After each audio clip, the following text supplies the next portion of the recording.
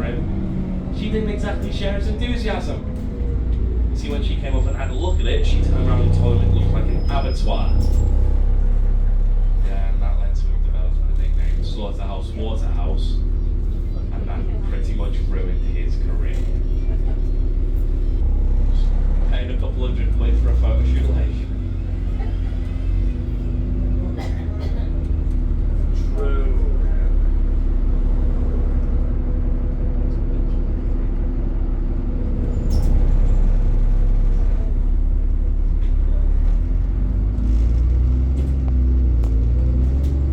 Now we are coming up to stop number 9 now for the Metropolitan Cathedral of Christ the King. But locally we all think that's a bit of a mouthful, so we all know it as Paddy's Wigwam. Now that's an affectionate nickname, it's in reference to the large Irish Catholic community within the city. It's actually a minority and English heritage here. We're all mainly Scottish, Irish and Welsh, which is where we get the accents from. Now, construction on this began back in the 1930s. This was under the design of a man called Edward Lutyens.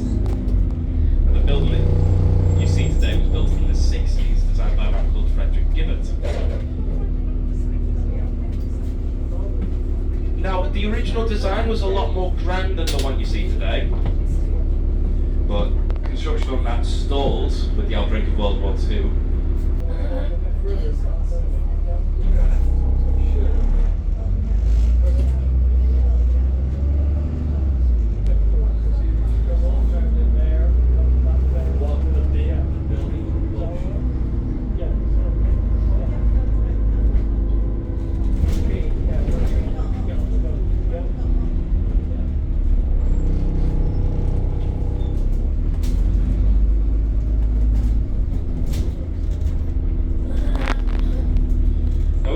Turning left onto Hope Street now, and usually I will be telling you to get off and stop 10 to go and see the Philharmonic dining rooms. Unfortunately, that is shut until the 4th of September.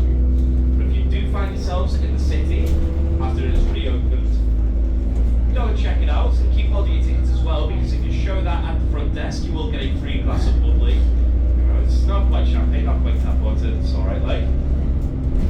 And there are still some lovely clubs and that around this part of town. My personal recommendation would be the White Hart. That's a lovely little pub. Now, a bit of information about the Philharmonic dining rooms themselves. They do have a rather unique claim to fame.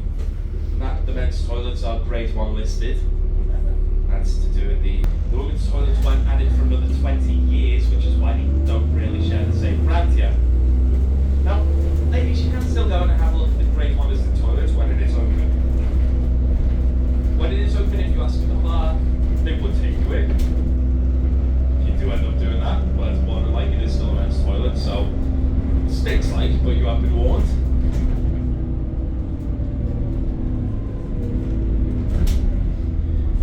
Now, the buildings in front of us are part of the Liverpool Institute of Performing Arts.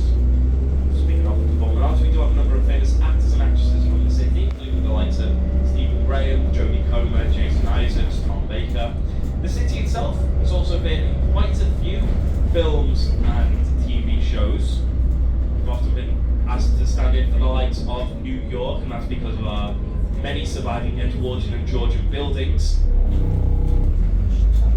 Now, you're going to see the Anglican Cathedral now, the largest cathedral in the UK and the 5th largest religious structure in the world.